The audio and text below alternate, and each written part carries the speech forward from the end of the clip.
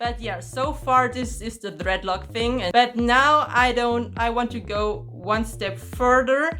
And this is the question, not only if it's okay if I have dreadlocks, but is it okay if I have dreadlocks, if I cook traditional food, if I dance to cultural music, or to wear dresses like this, or learn the language of African people, for example. So, because this is one step deeper for me at least. And for that matter, I want to tell you how I came to this mindset, to this style, to this interest in other cultures and religions and all those stuff. It started some years ago. I was much younger and my mindset was totally different. And I met a girl, and she's now my sister. I call her sister, even she's not my sister by blood. We are not relatives, but we are really close, and so she is my sister. And she is from Morocco, and she came to Germany, and she taught me a lot, and I teach her a lot about our lifestyle, you can say. And I always remember the sentence when she told me, "Oh, Carina, you are so much different. You are not German because you are so open-minded, and you just talk to me without any stereotypes, and it was just so easy with you." And this makes me so happy if people tell me this. And because I didn't even realize, for me it was just normal, but nowadays I see that it is not that normal, because they have to face a lot of problems when they come to Germany. But yeah, and yes, she taught me, in fact, a lot. She taught me a lot indirectly, but also directly. And when I talk about indirectly, I mean that I just watched her, I observed her, I watched how she's talking to other people, how she behaves in different situations. And yeah, you know, she has a different mentality, and you can't hide the mentality in front of other people. So it's obvious that I will learn something from her. I will know her in person when I listen to her and look how she behaves. So this was the indirect learning.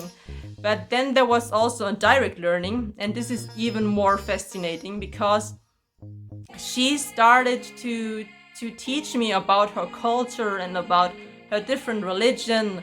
And so she taught me, for example, how to cook with a tagine, and or how to cook Moroccan couscous, and so on. And this was so cool. And then she showed me how people dress, and how they celebrate, and how they marry, and how they decorate their room. And this was so cool, and I was so impressed by this. And she let me into her culture, so it was kind of an invitation to her culture. And also this dress here, you see here, I got it from her. And for me, this means really a lot, because she accepts me to learn about her culture, and this is a really good thing for me. And yeah, but this is only one example. So this was my sister from Morocco.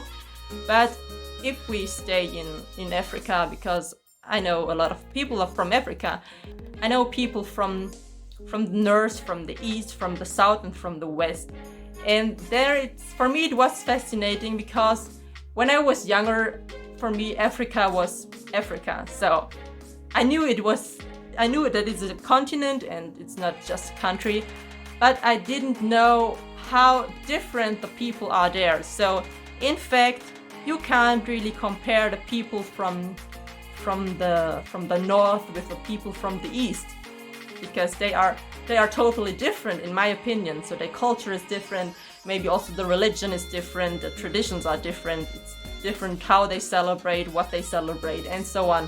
And this makes it so interesting for me, welcomed me, so I had never any problems. And it was more the opposite. They appreciate if I'm interested in their culture. They are from Algeria, and this for me is of so much value.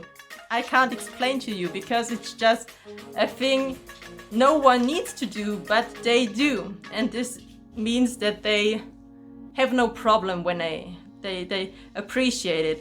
And therefore we should distinguish between cultural assimilation and cultural appreciation. So it's a difference if you adopt something, or if you just want to get to know it and you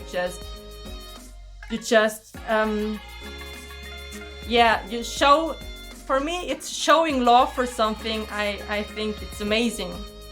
You know, I don't want to steal anything from someone, and I even can't. You know, my roots are German, and I can wear 1,000 dresses which are African, or I can eat 1,000 meals which are typically African, but I will never get African because of that one. You know, my roots are German, and they will always stay German. I will always be a German person. And so, yeah, this is the message I want to tell you, is that you shouldn't mix up cultural assimilation with cultural appreciation. And you know, in my opinion, everyone should do what he wants to do.